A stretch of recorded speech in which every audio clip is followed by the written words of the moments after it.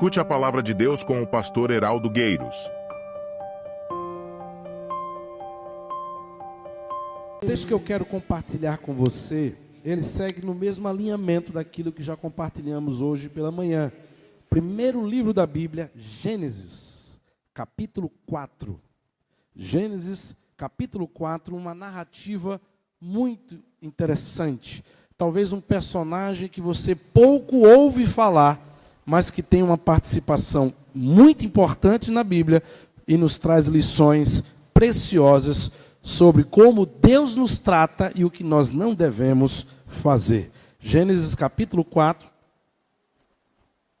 do verso 1 ao verso 11, e diz assim a palavra do Senhor.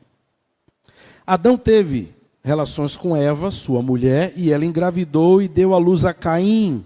E disse ela: com o auxílio do Senhor, tive um filho homem. E voltou a dar luz, dessa vez a Abel, irmão dele. Abel tornou-se pastor de ovelhas e Caim agricultor. Passado algum tempo, Caim trouxe do fruto da terra uma oferta ao Senhor. Abel, por sua vez, trouxe as partes gordas das primeiras crias do seu rebanho. O Senhor aceitou com agrado Abel e sua oferta, mas não aceitou Caim e sua oferta. Por isso Caim se enfureceu e o seu rosto se decaiu o semblante ou se transformou. Verso 6, o Senhor disse a Caim: por que você está furioso? Por que decaiu-lhe o teu semblante? Se você fizer o que é bem, se você fizer o que é certo, também não será aceito? Mas se não fizer, saiba que o pecado ameaça a porta. E ele deseja conquistá-lo. E você deve dominá-lo. Disse, porém, Caim ao seu irmão Abel: vamos ao campo? E quando estavam lá, Caim atacou seu irmão Abel e o matou. Então o Senhor perguntou a Caim: onde está o seu irmão Abel? E ele respondeu: não sei, sou eu responsável pelo meu irmão? Disse o Senhor: o que foi que você fez? Escute, da terra o sangue do seu irmão está clamando. Agora amaldiçoado é você pela terra, que abriu a boca para receber da sua mão o sangue do seu irmão. Há pouco tempo atrás, eu fiz uma pesquisa nas minhas redes sociais e eu lancei uma pergunta. Na verdade, duas, uma na sequência da outra. E para minha surpresa, em menos de meia hora, eu já tive muitas respostas. E as perguntas que eu fiz foram essas. Eu perguntei: você já vivenciou uma situação que você agiu e depois se arrependeu, achando que foi precipitado ou foi inadequado o que você fez? E a segunda pergunta, que caminhava no mesmo intento, é: por que você fez, se você depois julgou que era inadequado ou precipitado? E é interessante que 95%, eu digo sem medo de errar, disseram que agiram por impulso. Agiram sem pensar. Agiram movidos pelos sentimentos do momento. E aí, como eles foram envolvidos pelo momento, não raciocinaram, agiram pelo impulso e depois se arrependeram. Algumas pessoas chamam uma atitude como essa de precipitação. O dicionário define precipitação como sendo uma ação imprudente. Um outro dicionário diz que precipitação é uma ação sem reflexão, uma ação apressada. Ou ainda, um outro dicionário, Wikipédia, diz que é uma ação antecipada ou sem planejamento. O texto que nós acabamos de ler, irmãos, nos ensina que a precipitação é um dos problemas mais antigos da humanidade. E Caim é um grande exemplo disso. Caim agiu por impulso. Caim agiu com precipitação. o texto nos dá conta que Caim teve uma abrupta mudança de atitude, depois que a sua oferta ela não foi aceita por Deus. A mudança, irmãos, foi tão visível que o texto diz que o seu semblante mudou. O seu rosto ficou transformado. Era impossível não perceber que Caim não gostou do desfecho daquele culto. Caim discordou da opinião de Deus. Caim, na verdade, irmãos, se sentiu prejudicado com a avaliação que Deus fez acerca da sua oferta, da sua atitude, e por isso Caim se negou a aceitar o julgamento de Deus. Por que Caim ficou frustrado? Por que o seu semblante decaiu? Por que ele ficou tão irritado com a avaliação que Deus lhe fez? Eu suspeito que pelo menos, entre outros, 3 motivos. O primeiro motivo é que as suas intenções não foram alcançadas. E é muito normal que quando você se dedica, investe, faz um grande investimento, querendo alcançar uma intenção e ela não acontece, você se frustra. É como aquele rapaz que vai no cabeleireiro, corta, compra uma roupa nova e tal, e quando chega para impressionar a menina, não impressiona. É como aquela pessoa que se prepara para uma entrevista, ensaia todas as falas, e quando vai para a entrevista, não consegue se dar bem naquela entrevista. Quando a gente joga muita expectativa, quando a gente investe demais e não alcança os resultados, a gente se frustra. Ele desejava que a sua oferta fosse aceita, que o seu investimento e o seu trabalho, o seu esforço fossem reconhecidos, e não foram. Eu presumo que também contribuiu para declair-lhe o semblante, para lhe frustrar, ele ter se sentido injustiçado. E vez por outra, quando nós nos sentimos injustiçados, mesmo que não estejamos sendo, mas isso produz uma raiva muito grande.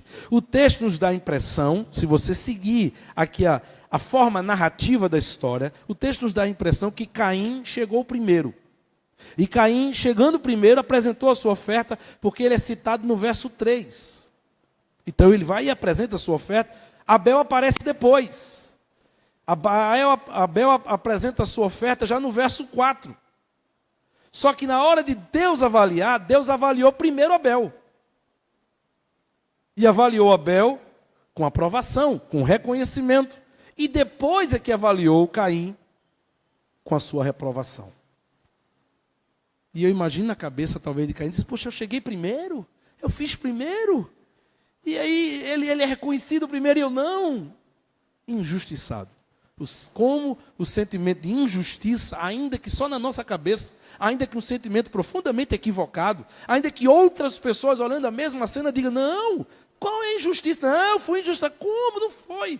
Foi tudo normal. Não, não foi. Isso azeda o nosso ânimo, isso traz muita raiva ao nosso coração. Eu presumo ainda, irmãos, que um terceiro motivo pelo qual a ira, a chateação, a frustração tomou conta do coração de Caim, é porque ele se sentiu inferiorizado diante do seu irmão. Afinal, Caim era o mais velho, Abel o mais novo, Caim nasceu primeiro. Ele deveria ser o líder natural, ele deveria ensinar seu irmão como fazer as coisas, seu irmão vem depois. O verso 7 nos dá conta da expressão de comparação que Deus faz. Deus usa uma expressão de comparação justificando a Caim, dizendo, Caim, se você tivesse feito o certo igual a Abel, o certo, você não seria aceito. Em outras palavras, Abel, o mais novo, agiu certo. Ele fez direito. Você não fez. E provavelmente esse sentimento, ainda que não foi a intenção de Deus provocar esse sentimento, mas o diabo colocou esse sentimento no coração de Caim, e Caim se sentiu então inferiorizado, porque seu irmão mais novo fez melhor do que ele. Foi exatamente por isso, irmãos, que Caim se negou a reconhecer o seu erro. Deus não estava agindo com injustiça. O culto, o sacrifício e a oferta já haviam sido estabelecidos por Deus. Deus estabeleceu princípios. Caim não seguiu esses princípios. Mas esses sentimentos entraram no seu coração e ele se vitimizou diante de Deus. Ele achou que Deus estava errado e ele estava certo. E por causa disso, ele se negou a reconhecer o seu erro e aceitar a decisão de Deus.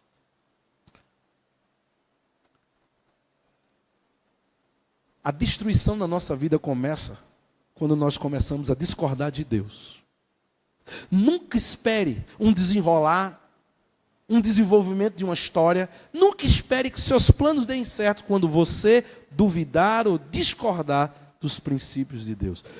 Como discordar de Deus, irmãos, traz prejuízos espirituais. E na vida de Caim, os prejuízos foram sérios, imediatos, estão visíveis no texto. Talvez você pergunte, pastor, quais foram então os prejuízos espirituais na vida de Caim? Primeiro, mudou totalmente a sua atitude. A atitude dele mudou. O que deveria ser um culto de adoração virou um culto de discordância.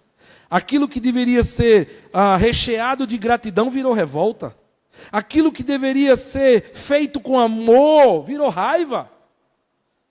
Aquilo que deveria ser de fato obediência virou rebelião. Decaiu-lhe o semblante. Ele se arrependeu do que fez. Na verdade, ele disse, não adiantou de nada, eu não devia nem ter feito. Esse é um prejuízo espiritual de quem discorda de Deus.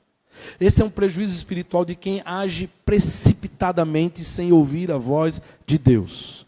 Muda de atitude. Seus sentimentos mudam. Um segundo prejuízo espiritual, pode observar. Porque talvez você tenha pessoas à sua volta que estejam agindo precipitadamente, deixando a ira, a raiva, as emoções, a razão humana falar mais alto. Mesmo que não estejam cumprindo princípios de Deus. Mas uma segunda coisa que acontece é que isso afeta o nosso relacionamento com Deus. Totalmente. Afeta totalmente. A Bíblia diz que ele se irou fortemente com o conselho de Deus. Isso afetou o seu relacionamento com Deus. Caim, dali em diante, era outra pessoa. Mas se já não fosse bastante esses dois prejuízos espirituais, eu quero lhe citar um terceiro prejuízo. Às vezes ele não acontece no início, mas ele vai terminar acontecendo. Quem age sem a orientação do Senhor, quem age precipitadamente, quem age por impulso, quem não respeita os princípios de Deus, cedo ou tarde, também vai transferir, vai afetar o seu relacionamento com a sua família. A família paga o preço, aqueles que estão mais próximos pagam o preço. E o que acontece com Caim? Ele começa a transferir suas frustrações para seu irmão Abel. Ele começa a culpar Abel pelos seus erros. Ele não enxerga que ele fez uma oferta errada. Ele não enxerga que ele quebrou princípios de Deus. Ele não percebe a sua incapacidade de ter cumprido as exigências de Deus. Para Caim, a culpa é de Abel. E qual é a consequência disso? Verso 8. Na primeira oportunidade, ele mata seu irmão. Na primeira oportunidade, ele cumpre, executa aquele sentimento que estava sendo nutrido no seu coração. Por favor, meu irmão, não pense que nós estamos diante de um problema simples, pequeno ou distante de nós, porque não é. Não é. Nós estamos diante de uma das maiores armas do diabo para destruir casamentos, para destruir relacionamentos familiares, para destruir ministérios na igreja, para destruir inclusive carreiras profissionais. Há muitas pessoas que já perderam o emprego, ou perderam ou estão perdendo o seu casamento, ou se afastaram da família, ou perderam o ministério por causa dessa atitude de precipitação, de agir por impulso, de não reconhecer o erro, de não ouvir os conselhos do Senhor. Todas as vezes que nós ouvimos os conselhos dos outros e não de Deus, vamos quebrar a cara. Muita gente já caiu por causa da precipitação E muita gente já foi prejudicada por causa da precipitação de alguém. A consequência da precipitação de Caim trouxe resultados irremediáveis. Porque às vezes isso acontece. Consequências que depois não tem mais o que fazer. Qual foram as consequências irremediáveis na vida de Caim? Matou seu irmão. Ele não feriu seu irmão. Ele não machucou seu irmão. Ele não destratou seu irmão. Ele matou seu irmão. Ele se tornou um assassino. Olha a que ponto pode chegar uma atitude impensada, insensata, de um coração endurecido, que não se submete aos princípios da palavra de Deus. Matou o irmão. E tem gente que sai de casa, e tem gente que rompe com o emprego, e tem gente que bota o filho para casa, e tem gente que sai às vias de fato, tem gente que... Quantas vezes? Depois não conserta mais. Mas um segundo prejuízo irremediável, a Bíblia diz que ele foi amaldiçoado por Deus. Uma maldição que ficou cravada na sua testa. E ele foi expulso da presença de Deus. E toda a terra soube do que Caim havia feito com seu irmão. É por isso, irmãos, que esse texto foi registrado aqui na palavra de Deus. É por isso que o Espírito Santo registrou a história, essa passagem, para que a gente aprenda a lidar e vencer esse grande inimigo chamado impulso, precipitação. Porque ele continua estragando a vida de muita gente. Olhe para Caim. Olhe para Caim. Olhe para os prejuízos. E eu tenho para mim, sem querer ser profeta da desgraça, mas eu tenho para mim que você poderá olhar para esse primeiro semestre do ano que está acabando. E quem sabe você já pode olhar para trás e ver algum prejuízo, alguma consequência de algum momento em que você foi precipitado, impulsivo, você não reconheceu o erro, não se moldou, não se limitou aos princípios e aos limites da palavra de Deus. Amados irmãos, Caim não agiu, ele não agiu pensando nas consequências.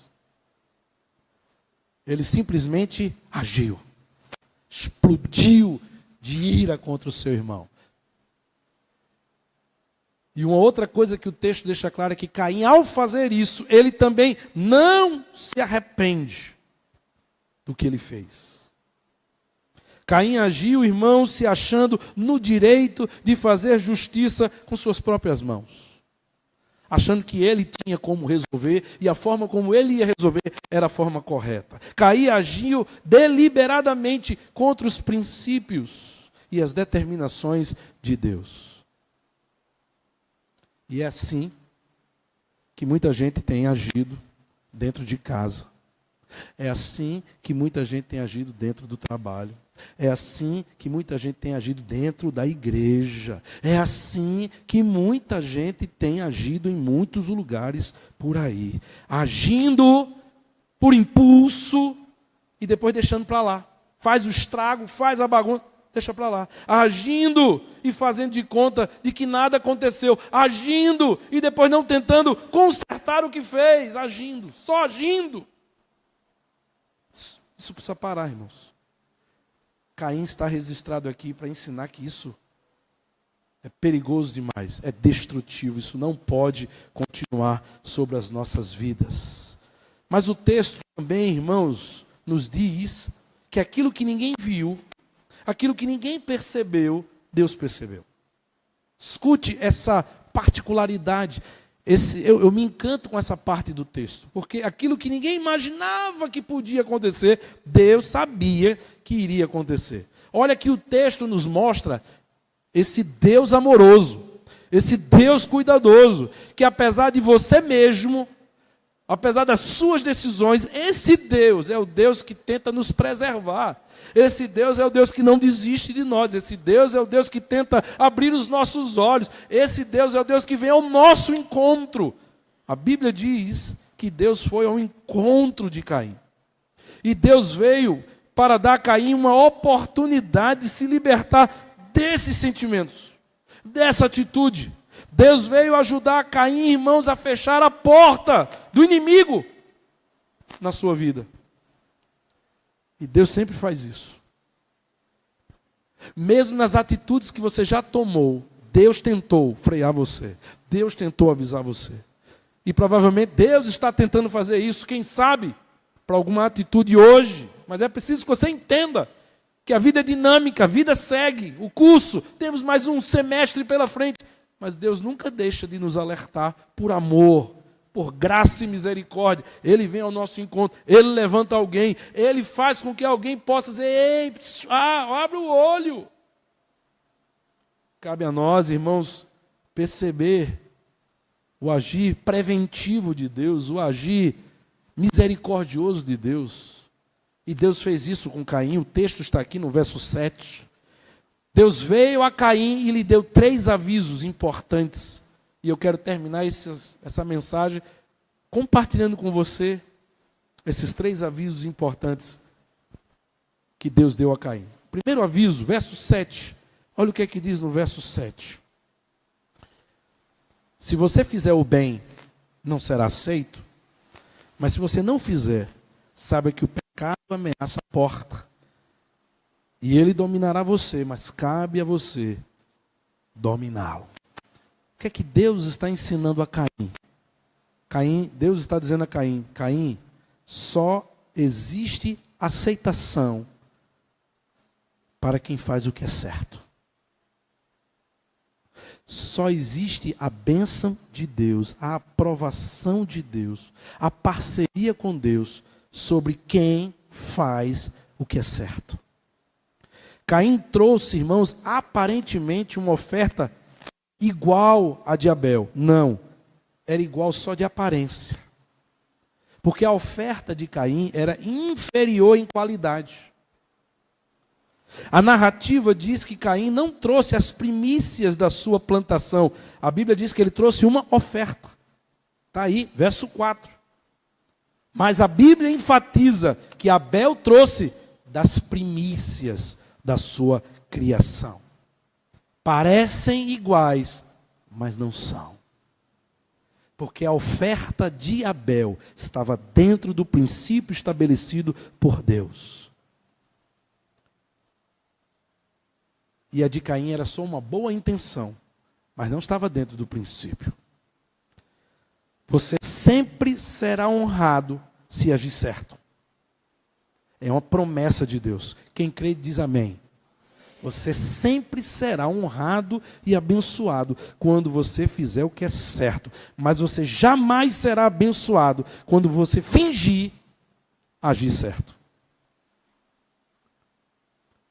Porque pode ser que para as pessoas você esteja agindo certo. Mas Deus conhece a sua mente e o seu coração. Só há a bênção de Deus. Não é para quem finge, parece, chega próximo. É só para quem age certo. Se fizeres o bem, se fizeres o que é certo, Caim, não haverá também aceitação para ti? Você sabe, Caim, como era a oferta. Você sabe porque eu ensinei a vocês. O pai de vocês ensinou a vocês. Por que você não fez o que é certo? Porque você tentou dar o jeitinho. Porque você fez o que era mais conveniente, o que era mais fácil, ou o que era mais confortável. Mas com Deus não tem jeitinho, meu irmão. Não tem jeitinho. E o que parece que é certo, mas não é na essência, Deus sabe. Só há aceitação para quem faz o que é certo. Segundo aviso importante que Deus está dando a Caim, irmãos. Parte B do verso 7, quando ele diz: se fizer o que é bem, não será aceito, mas se não fizer, sabe que o pecado ameaça a porta. Deus está dizendo a Caim, Caim, tudo que não estiver dentro do meu princípio é pecado. Tudo que não estiver dentro do meu limite é pecado. Não tem essa de boa intenção. Não tem essa de, mas eu pensei, porque eu vi ali e tal. O que não está aqui não é de Deus. aqui diz o que eu devo fazer, e aqui diz o que eu não devo fazer, e aqui diz até onde eu posso ir. Aqui diz. O que não está dentro do princípio de Deus é pecado. O pecado significa, irmãos, uma afronta contra Deus. Você precisa entender o que significa o pecado. Pecado é uma desonra. Pecado é uma provocação a Deus. É você dizer para Deus: o Senhor quer que seja assim, mas eu faço assim. Veja se não é assim que às vezes a criança age. Você pede uma coisa, o menino empata para fazer diferente. É o sentimento do pecado, é não querer se submeter. Se Deus diz que é assim, é assim. Não, faço assim. Não é aceito. Porque isso é transgressão. Porque isso é dissimulação. Porque isso é pecado. E de Deus não se escarnece. E todo pecado tem consequência. Você quer viver assim, viva. Mas não culpe a Deus. Você quer tomar essa decisão, então tome. Mas não culpe a Deus. Você acha que está certo, então viva. Mas depois não se lamente. E não culpe a Deus. É isso que Deus está ensinando a Caim. E talvez isso deveria nos fazer a pensar se metade dos nossos fracassos ou frustrações não é culpa nossa mesmo. Em vez de ser dos outros, talvez nossa. Eu não dei a oferta correta, então a culpa não é de Abel, é minha. A oferta que Deus queria ia dar mais trabalho, a oferta que Deus queria ia ser mais custoso. Eu tentei aqui fazer o Miguel, não deu certo, ok, beleza, vida que toca. Da próxima vez eu não erro. Não, ele culpou Abel. Mas a culpa era dele. A gente precisa admitir isso. Quem deseja viver certo com Deus precisa admitir quando não fez certo. Corrigir e começar a fazer certo. É interessante que quando Deus chega para Caim, é porque Deus não quer perder Caim. Deus quer restaurar a vida de Caim. Deus não quer que Caim seja dominado, que aquilo estrague a sua vida. E estragará, mas não por falta de iniciativa e de aviso de Deus, mas porque ele escolheu assim. O terceiro aviso importante, irmãos, que Deus dá a Caim, está aqui no final do verso 7. O pecado está à porta, Caim. E ele quer dominar você. Mas você precisa dominá-lo. E esse é o terceiro aviso importante que você precisa entender, meu irmão. Quem não domina os sentimentos, terminará dominado por eles. Se você não dominar seus sentimentos, você vai ser dominado por ele.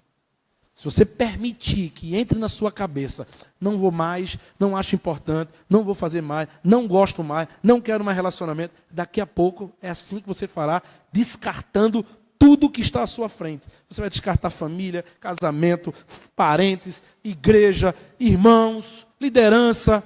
Cuidado.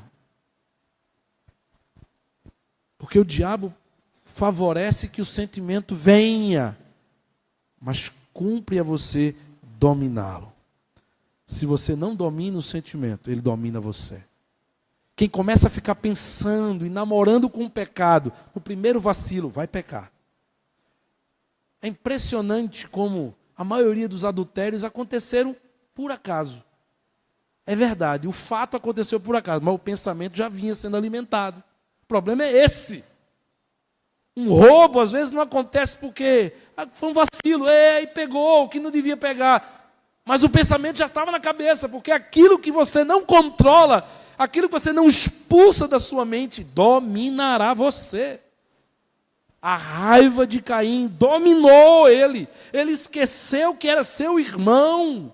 Ele esqueceu que Deus estava vendo tudo. Ele agiu por impulso. Porque aquele sentimento que era para ser dominado, dominou ele. Reflita comigo. Quantas pessoas não estão vivendo na mentira? Vivendo uma mentira. Porque eles têm medo de encarar as consequências dos seus atos, Ou medo de falar, eu menti, eu errei, foi mal. Estão vivendo uma vida miserável dentro da mentira, tentando manter a mentira de pé. Quantas pessoas estão vivendo relacionamentos quebrados, rompidos, mas porque não tem coragem de admitir que errou e pedir perdão, aí vai levando desse jeito. Quantas pessoas, irmãos, deixaram de dar para Deus, porque elas simplesmente não tiveram fé suficiente de que o suprimento viria, que você não ia ficar na mão. Quantas pessoas estão presas no pecado, a um vício, seja ele qual for, o nome que a gente quisesse dar, a um pecado de estimação, porque não querem mudar de vida, porque não tem coragem de pedir ajuda, porque não tem coragem de se tratar. Gente que não consegue se firmar na fé. Não consegue que a vida espiritual evolua, se aprofunde, por questões que não querem resolver. Paulo, escrevendo aos Gálatas, no capítulo 5, verso 22, Paulo fala sobre os frutos do Espírito. Quem já ouviu falar dos frutos do Espírito? Frutos do Espírito. E Paulo, queridos, fala sobre os frutos do Espírito aos Gálatas, para nos ensinar que são os frutos do Espírito que nos faz vencer os frutos da carne. Para cada fruto da carne é um fruto do Espírito. Quando eu estou sem Cristo, os frutos da carne prevalecem. Mas quando o Espírito Santo entra em mim, os frutos do Espírito combatem os frutos da carne. E é interessante que lá nos frutos do Espírito, existe um fruto que Deus nos dá para combater a precipitação e o impulso. E se chama domínio próprio. Sem domínio próprio, o que faltou a Caim, eu e você seguimos tocando a vida, fazendo as nossas escolhas, agindo por impulso, sendo levado pelas emoções, deixando que as circunstâncias ou as palavras das pessoas nos afetem e nos influenciem, e esquecendo de que nós devemos prestar contas a Deus. Pessoas que hoje estão fora da igreja, se esfriaram, se desanimaram, porque um dia ouviram quem não devia ouvir e tomaram a pior decisão da sua vida. Aí Paulo diz, busque os frutos do Espírito, para que você possa fazer frente e superar e vencer os frutos da carne. Entre eles, o domínio próprio. Se Caim tivesse tido domínio próprio, provavelmente Abel estaria vivo. E a história de Gênesis seria outra. Que Deus derrame sobre mim e você os frutos do Espírito, meu irmão. Para que tenhamos domínio próprio e deixemos de agir com precipitação e com impulso. E aprendamos com a lição de Caim. Só há aceitação para quem faz o que é certo. Aquilo que não está dentro dos limites estabelecidos por Deus é pecado. E se você não domina seus sentimentos, Ele vai dominar você. Que o Senhor nos ajude, que o Senhor nos fortaleça e Ele restaure a nossa caminhada na sua presença. Vamos orar? Vamos ficar de pé? Vamos pedir ao Senhor que nos ajude, que nos abençoe nessa noite, que abra a nossa mente, que nos faça perceber em que áreas essa síndrome de Caim está batendo a porta e nós precisamos resistir e fugir disso em nome de Jesus.